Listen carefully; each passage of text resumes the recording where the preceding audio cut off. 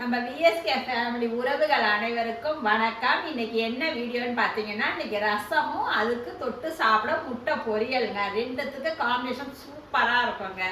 இந்த ரசம் பார்த்தீங்கன்னா நம்ம எப்போதும் போலதான் வைக்கிற ரசம் மாதிரி இல்லாமல் இது கொஞ்சம் டிஃப்ரெண்டாக வைக்கிற ரசம்.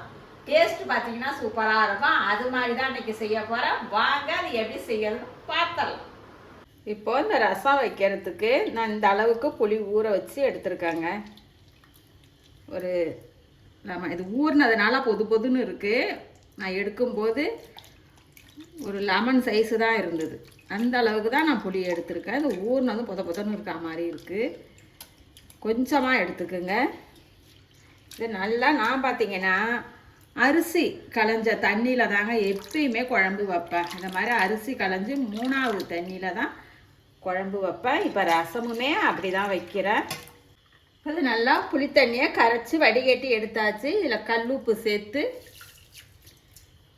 நல்லா பழுத்த தக்காளியை 2 எடுத்து இதை நான் பார்த்தீங்கன்னா நான் சாதம் வேகும் போதே அதுலேயே போட்டு அப்படியே வேக வச்சு எடுத்துட்டா சும்மா லைட்டாக வெந்தால் போகிறோம். நீங்கள் வந்து சுடுதண்ணியில் கூட போட்டு செய்யலாம், இல்லைன்னா பச்சையாகவே போட்டு கரைக்கலாம். இந்த மாதிரி வேக வச்சு செய்யும்போது கொஞ்சம் நல்லா கரைசல் நல்லா நமக்கு நெய்வாகவும் இருக்கும், ஒரு பச்சை வாசனை இல்லாதையும் இருக்கும்.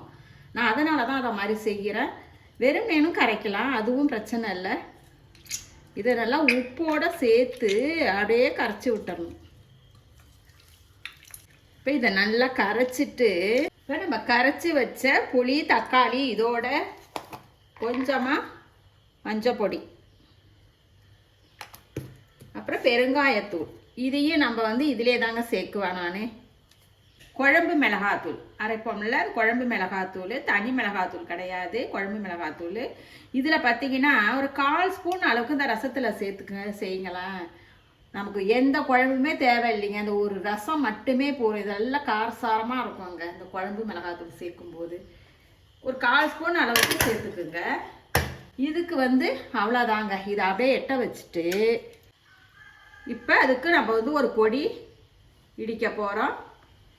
இதுக்கு ஜாமான் பார்த்தீங்கன்னா வரமல்லி 1 ஸ்பூன், மிளகு ஒரு 1/2 ஸ்பூன் அளவுக்கு எடுத்திருக்கேன், சீரகம் 1 ஸ்பூன், ஒரே ஒரு பச்சை மிளகா,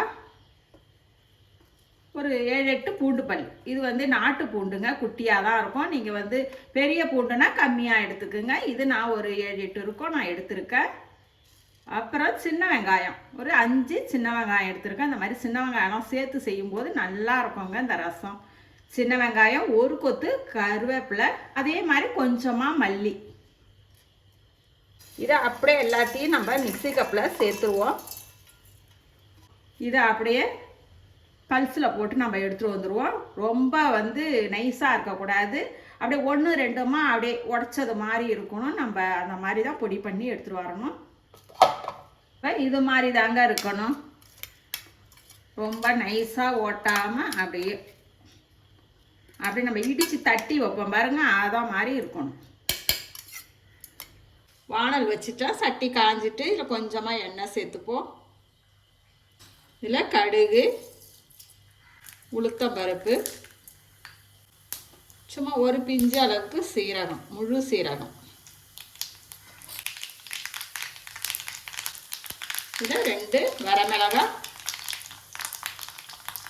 கருவேப்பிலை 2 கொத்து கட்டி வச்சதை இதில் சேர்த்துருவோம்.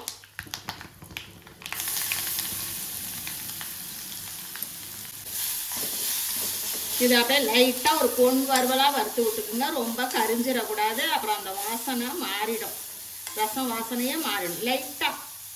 அவ்வளோதாங்க. இப்போ கரைச்சி வச்ச ரசத்தை இதில் சேர்த்துருவோம்.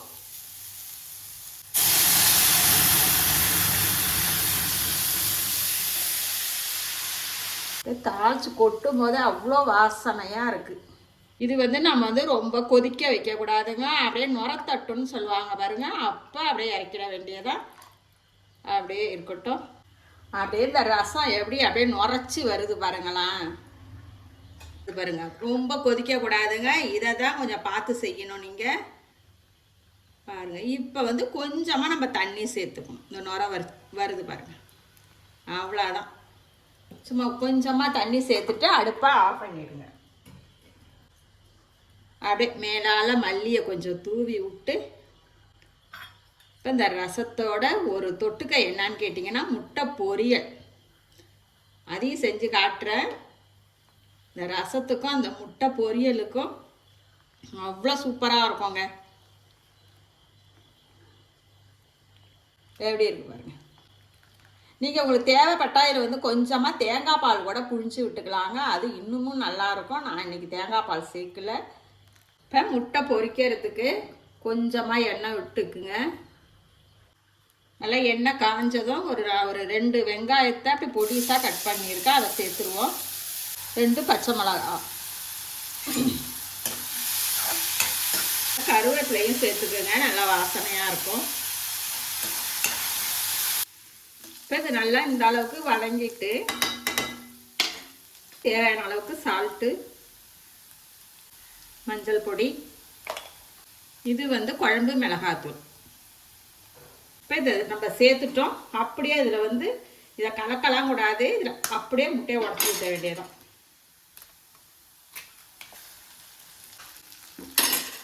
நீங்கள் எத்தனை முட்டை சேர்க்குறீங்களோ அத்தனை முட்டைக்கு தகுந்த மாதிரி வெங்காயம் சேர்த்துக்கணும். இது வந்து நான் ஒரு 3 முட்டை தான் சேர்க்குறேன், அதனால கம்மியாக 2 வெங்காயம் சேர்த்துக்கிட்டேன். இப்போ இதை அப்படியே எல்லாத்தையும் ஒன்று சேர்த்து நம்ம கலக்கி விடணும். இதை நல்லா அப்படியே கலந்து விடுங்க, அடியில் அப்படியே பிடிக்கிற மாதிரி இருக்கும், அப்படியே கலந்து விட்டுக்குங்க. இப்போ இது நல்லா இந்த அளவுக்கு உதிரி உதிரியாக எப்படி இருக்குது பாருங்கள். இப்போ இதில் கொஞ்சமாக மிளகுத்தூள், கொஞ்சம் மிளகுத்தூள், இது வந்து சோம்புத்தூள், ஜீரகத்தூள் கிடையாது, சோம்புத்தூள் மிளகுத்தூள், இது 2 தான் சேர்க்கணும் இதுக்கு.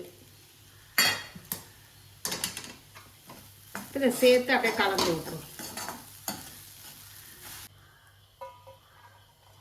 எப்படி இருக்கு.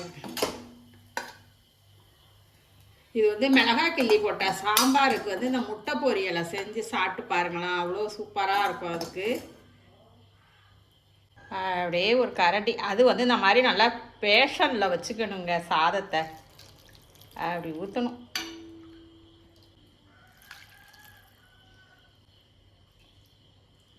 அப்படியே மிதக்க மிதக்க அந்த ரசத்தை ஊற்றி, சாதம் வந்து இதுக்கு ரசத்துக்கு வந்து நல்லா குழைவாக இருக்கணும் சாதம், அப்போ தான் நல்லாயிருக்கும்.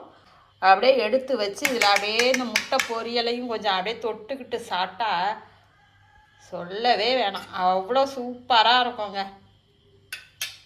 அப்படியே சூப்பராக முட்டை பொரியலும் ரசமும் ரெடி ஆகிடுச்சிங்க. இந்த மாதிரி செஞ்சு பார்த்துட்டு எப்படி இருக்குன்னு கமெண்டில் சொல்லுங்கள். ரசித்து சாப்பிடுங்க, ருசித்து சாப்பிடுங்க. நாளை சந்திப்போம்.